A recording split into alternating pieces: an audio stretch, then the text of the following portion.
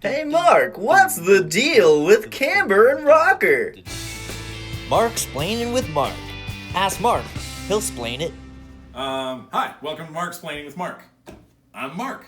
Today on Marksplaining with Mark, we're going to talk about camber and rocker boards and hybrids. What we have here to start off is a cambered board, traditional camber. A little bit of shape up in the middle. The benefits of a cambered board, it adds pressure to your contact points, tail and nose. And it lets the edge hold pressure through the turn, giving better edge hold. More ollie power, you get more snap out of your ollies, and it's more responsive. It's more responsive from edge to edge, toe edge to heel edge. It's gonna help you get from edge to edge bounce quicker. Now, because of your board being pre-tensioned with camber, it's gonna want to rebound out of your turns, letting you go from edge to edge a lot quicker than you would on a rocker board. Good. Well, now let's talk about a rockered snowboard. Rockered snowboard has turned up nose and tail, so instead of camber between the feet, it's flat to the ground and then turns up under the feet to the tips and tails. So you can see they're up off the ground. That leads to a more playful, easier riding board that has a bit more float in powder, which makes it really nice. No edge catch on your tip and tail where your contact points would be. They're now up off the ground, leaving good maneuverability for someone who is a beginner, right up to people that are riding park rails, jumps, smaller jumps, lets the board float a little bit freer on the ground, and great in powder. You catch free Because of the shape. because of the shape. I said with a rockered board, that is the shape. Because of your banana shape in a rockered board, it allows you to initiate turns a lot easier and flow through them, but you don't have that quick edge to edge that you'd get from a cambered board. Also allows for a lot easier pressing on rails and boxes.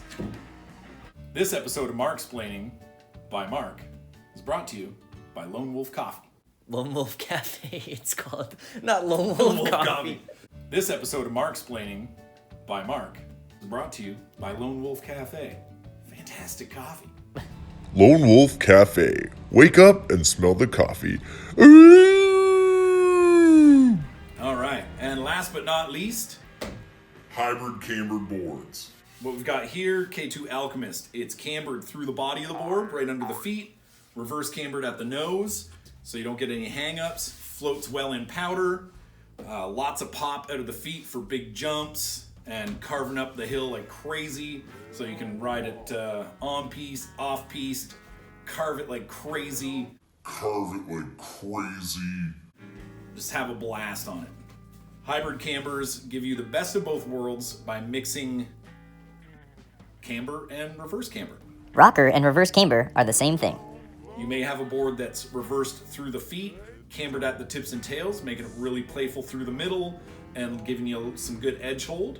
You can get a board that's cambered through the middle and reversed after the feet, so you get good edge hold through the body of the board, but playful tips and tails. Good for jibbing, good for ripping. Hybrid cambered boards seems to be the wave of the future. Today's boards are brought to you by Dinosaurs Will Die, the Dinosaurs Will Die Brat, perfect little park board for your smaller rider. Lift it up on the tips and tails, jib around, or even getting some powder with it. Be a fun time. The Nitro Quiver Banker. Oh, This board baby. is pretty much made for the legendary Baker Bank Slalom.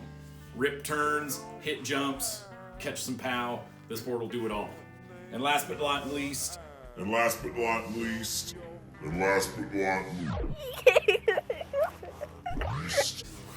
K2 Alchemist. That's dope. This board is as tech as it gets. Ride it everywhere and anywhere. Thanks for coming and checking out Marksplaining.